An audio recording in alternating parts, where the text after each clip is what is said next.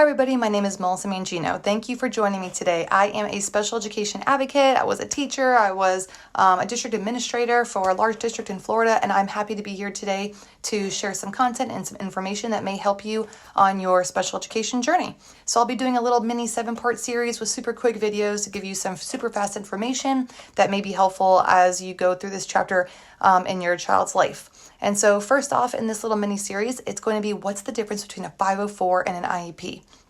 Okay, because we hear those words and those acronyms thrown around a lot, and we really want to make sure, well, what's the best thing for my child? And so the first important thing to know is they're both legal documents in the United States that are used to protect children with disabilities. So they have accommodations and supports, and that can be captured under a 504 and an IEP. However, they're governed under different laws. So 504 falls under the Rehabilitation Act of 1973. That's really there to support and prevent discrimination, support against discrimination, not support it, but support against discrimination and allow and provide accommodations for access to the educational setting. An IEP falls under IDEA, which is a federal law that is really about a free and appropriate public education for an individual student with a disability. And so how does that come into play when you're thinking, what does my kid need? And so a 504 is a document that it's a little bit less structured. So it has accommodations and it can have related supports and services on it. However, there's no goals and there's no direct instruction led by an ESC teacher or a teacher who's specialized in certified in special education. So 504 is really about that access, right? So accommodations, if your kid maybe needs shortened assignments or some breaks or a certain type of pencil grips, those things would be very helpful under a 504. Now, when you're looking at an IEP, it's a little bit more individualized and it's a little bit more comprehensive because there's individualized goals that can be academic, they can be behavioral, or they can be for communication that really focus on where your child's current level of functioning is and where you want them to go.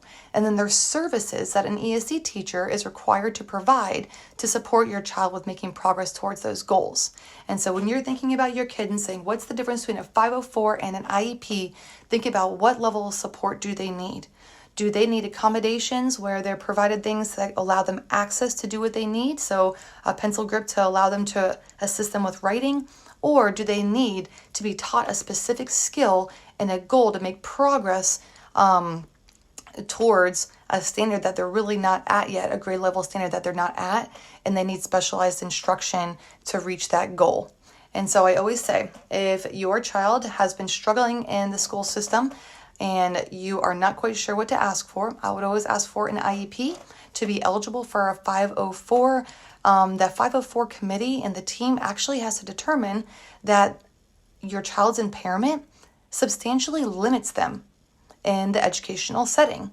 And so if your child's impairment substantially limits them, it's a high chance that they may have some type of learning disability or behavioral disability that they will need to be taught specific skills.